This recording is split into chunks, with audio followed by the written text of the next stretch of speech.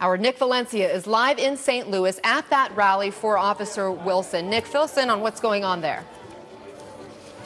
Hey, Anna, just a short time ago, we were expecting to hear a statement approved by the family of Officer Darren Wilson to be read at the top of the hour. That, for now, has been delayed. Jim, if you just want to pan over to the left shoulder here, you see that gaggle of reporters, Anna, and the crowd of cameras surrounding one person, one woman who showed up here just a few minutes ago to disrupt this peaceful rally. She says, when I asked her why she decided to show up, she said it's because our peaceful demonstrations as black people are disrupted. We're shot upon.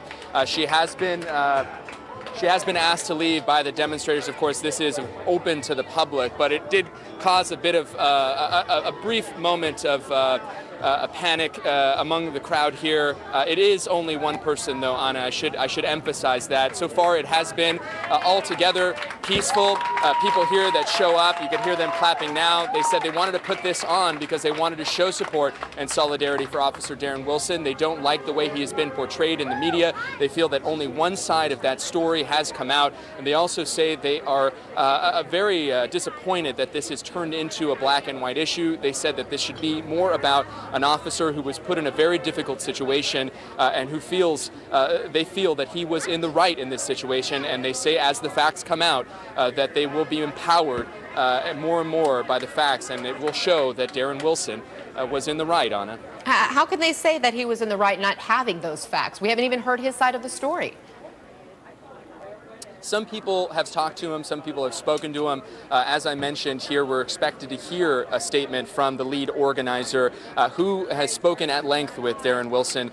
Just behind me here, she's just getting set up here, Anna. They feel that they know about the situation. They say they know more facts than have been released, and that they say that those facts lie in favor of Officer Darren Wilson. Of course, they say that the story has developed, and as we've seen sources, witnesses come out and say that Michael Brown charged at the officer, that Michael Brown attempted to take Officer Wilson's gun. They say that those facts, they call them, lean in favor of the officer, and they feel as the story comes out that it will be more in favor. They also, I should mention, have raised more than $234,000 for Officer Wilson, not just for his defense fund, Anna, but also for his livelihood. They worry that he will never be a police officer again, and that he may, whether or not the result is in his favor or not, have to leave St. Louis. Anna?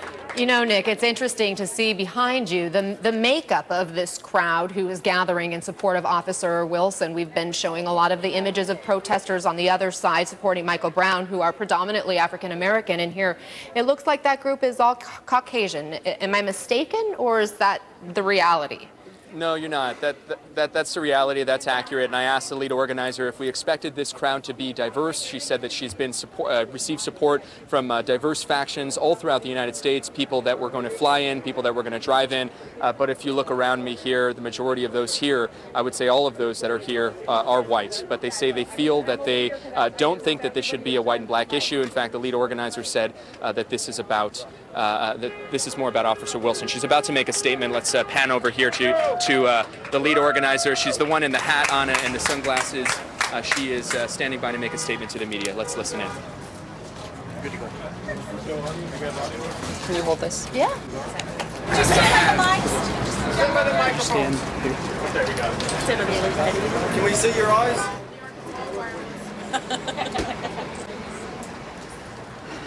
Ready?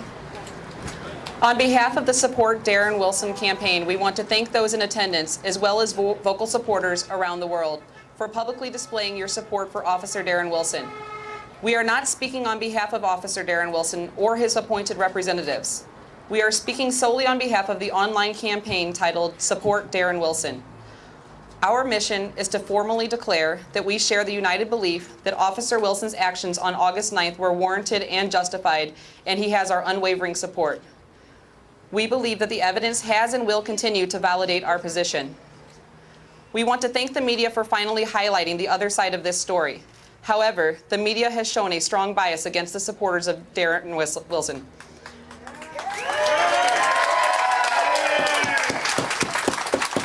We believe this has only intensified the destruction of the community of Ferguson and the surrounding St. Louis areas. We are exclusively here to support Darren Wilson, and we have no desire to engage in the negativity and hate which has paralyzed Officer Wilson's ability to pursue justice. Many of us have received death threats against ourselves and our families. Contrary to media suggestions, we are not affiliated with any hate groups. However, we respect each individual's First Amendment rights in this country. We will not hide. We will no longer live in fear. We ask this question: can justice ever be attained if one side supporters are living in fear of speaking out? If you support Darren Wilson, make your voices heard. Call or write Governor Jay Nixon and demand that this bias stops now.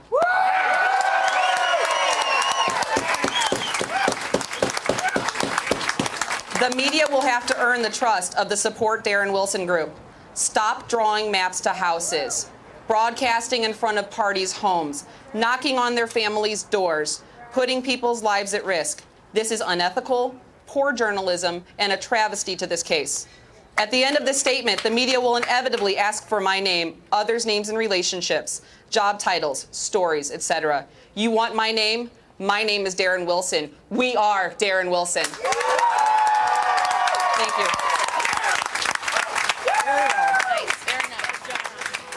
So we were just listening in at a rally in support of Officer Darren Wilson. This is in St. Louis, and we just heard from a representative of the Support Darren Wilson campaign. She declined to give her identity, saying, "We are Darren Wilson. I am Darren Wilson." Spoke out saying that she and others in the crowd, again, we don't know their relationship exactly to Darren Wilson, whether they're family members, neighbors, friends, but she says that they, among others, have received death threats since this situation happened. She says, "We believe his actions were justified," speaking about Officer Wilson, and that there is evidence to prove it. But again, we have not heard Officer Wilson's account. I want to go back live there to Nick Valencia on the ground, who also just listened into that statement. Nick, there were lots of cheers from the crowd there at the end of that statement. There were lots of cheers, and the supporters really want to, emphasize the message that we are all Darren Wilson. That is the message here today, anyway, Anna, among the crowd who came out here to brave the heat. This is scorching temperatures out here, but they want to make sure that their side of the story is heard. It has been very difficult to get much out of the Wilson camp because he has been in hiding this time. They feel like this is their opportunity to show that they are in solidarity with him, Anna. That statement also very critical of the media. When I spoke to that organizer earlier, we will withhold her name. She was upset at the what she called one-sided coverage, and she said today will be pivotal for the media to try to earn the respect back from the Darren Wilson supporters. She feels that, again, the facts for what she believes and she calls facts and what the supporters here believe are facts, they fall in favor of Officer Darren Wilson, and they say that will inevitably come out. But their concern, wholehearted concern, is that he won't be able to live a normal life after this, that he won't be able to live in this area, and that he will have to, whether he is charged or not, have to leave the police force, Anna. Well, it's interesting. She criticizes the media for coverage of the other side, she said. And as you point out, Nick, we have reached out to Officer Wilson's family supporters. Absolutely. And she is one of them who doesn't even want to be identified. So why wouldn't she, stand behind what she just said, giving us who she is and her connection to Officer Wilson? Well, she fears for her safety. She says a lot of people here fear for their safety. When we started this broadcast at the top of the hour, you saw one demonstrator for the side of Michael Brown come here and disrupt that.